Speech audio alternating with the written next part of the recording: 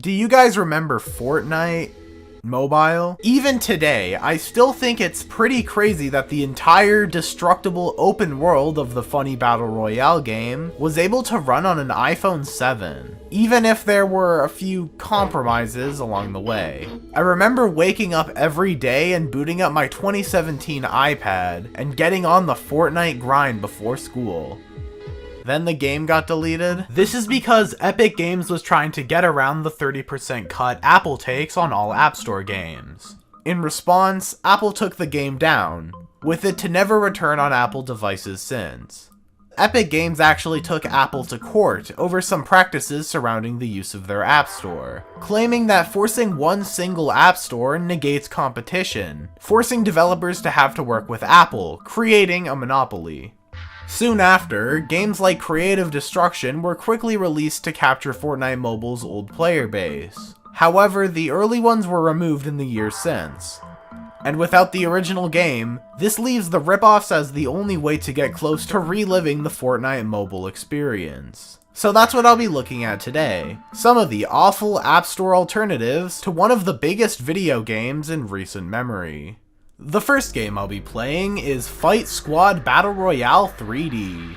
I love how the game icon is just Jonesy but on a blue background. Looks a bit familiar, but hey, at least it wasn't straight up stolen. Now the gun on the other hand. So first impressions, the options on the main menu are really stretched out. Good looking menus are an easy way to see that a game was made with some level of care and passion. It also doesn't help that the majority of the options all just lead to purchases, downloads, or other business practices, rather than stuff that would actually matter for the game. But while this does look pretty bad, I can forgive it if the game's actually good. The game modes include Battle Royale and Career, but you can't play the Battle Royale game mode until level 5. Hopefully this won't lead to an anticlimactic conclusion or anything. Level 1 is the tutorial, and right away you can realize that this isn't a multiplayer game. And man, the controls for this game are bad. Your character automatically ducks behind barriers, which would be a pretty cool feature if the character didn't get straight up glued to them. Leaving the barrier state is unreasonably annoying, where you have to move the joystick away multiple times in hopes of getting him unstuck. Unless, of course, you're reloading a gun, where you always finish reloading in a standing position, which is the only time when you'd actually want to be behind the barrier. The game uses an auto-fire. And while I've been critical of them in the past, I can also recognize that they make things a whole lot easier, especially with controls as uncomfortable as this, with buttons being almost completely blocked off by the phone's notch. The tutorial is a simple introduction to the game's mechanics. You hide behind the terrain around you, and a few enemies come out to attack. But after killing them, the tutorial is now over. Time to play the next level. Huh? So the second level select screen forces the game into a tutorial, where you need to buy a gun that you already own. In this tutorial, the menus are limited. You can't click any of the options on any of the menus, except of course the ones that lead to the shop where you can spend your money or watch an ad. Besides that, the game is completely soft locked, with the very second level being completely unplayable. And because the Battle Royale game mode unlocks after level 5, there's no Battle Royale in this Fortnite ripoff. Even then, there aren't any building mechanics, so calling this a Fortnite ripoff doesn't even apply to the gameplay, just the branding and everything around it. I even tried deleting and reinstalling the game to see if that could get it to work, but the same thing kept happening. From what I played, this game is pretty awful anyways, so I'm almost glad to stop playing it early. Next we got Rocket Royale PvP Survival. You can see right away that this game was put together with a little more effort. Here we at least get to see some sort of visual style, instead of just ripping things from the Unity Asset Store. Once again, we have a tutorial, but at least this time it doesn't hard lock the game, so that's a plus. Now this tutorial is silly. There's a text-to-speech voice narrating the instructions, and sometimes it says two things at once. After shooting some ducks, it's finally time to hop into a real game. The goal here is very different from the usual Battle Royale games like Fortnite or PUBG. Instead of eliminating other players to be the last one standing, the goal is to harvest meteorites and get 100 pieces to build a rocket to escape. What are we escaping from? Well, nothing. Until someone activates a nuke. Something this game has that Fortnite doesn't is multiple maps. Some even have these nuclear areas where you can directly cause the death of the environment and force people to either get in a rocket or die. Before a match, you can invite players to your party, or join someone else's straight from Spawn Island, which is pretty important, as you'd be putting yourself at a huge disadvantage by going in alone. Once you do get in, the game plays a lot more smoothly than the last one, but that isn't really saying much. Guns can only be found in houses, which appear to just be randomly placed around the map, and are mostly barren with little furniture. Guns don't come with ammo in the chamber either, so you have to load every weapon you get before using it. There are also these portals around the map that take you to other areas, but they don't explain where they're taking you, so it's a bit of a gamble on how useful it really is. Meteors take quite a while to break, and they appear on the map, creating little choke points where fights have to happen. And once you do break them, they only give a handful of material. This means you'll have to run around and fight for quite a while. I'm fairly certain we're playing against real people here, as the usernames, while bad, also seem to be realistic. Not to mention they also act real. While you have to watch an ad every time you die, it's still a lot less overbearing compared to the last game, and it all comes together to make an overall better experience. This one also has building, and isn't a single player game that only has one tutorial level. Also, the wave emote looks like he's waving away a nasty smell, so overall, pretty alright. Next, we got Squad Fight for Battle 3D. This doesn't look like Fortnite, so this is yet another game that brands itself with the Fortnite glider on the icon, when the actual gameplay looks completely different. But forget about that, let's enter our name. What? Not every name I enter has to be funny. Unlike the other games, or even Fortnite itself, this game actually has a story. So it turns out that Mia, our girlfriend, was kidnapped, and according to the intel we just have for some reason, we know that enemy has taken her to a deserted island. Except for the fact that the island isn't deserted. See, there are people right there. Then we get a solid 20 seconds of this helicopter moving.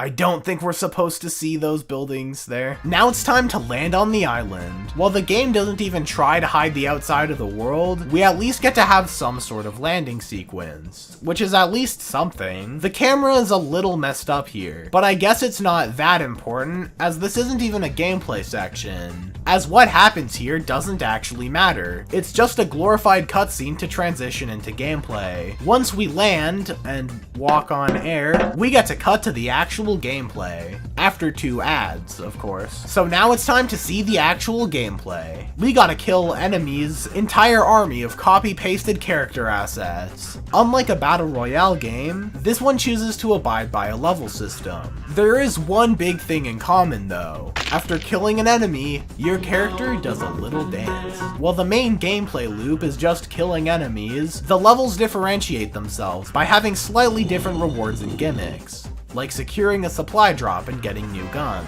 While this is yet another game with an auto shoot, the shooting rarely ever actually works, and you have to run the crosshair over the enemies over and over again in hopes of it actually shooting. While it isn't exactly pretty graphically, the worst part of this game by far is the fact you have to watch 3 ads between levels. An ad before the level, and 2 ads in a row after it's done.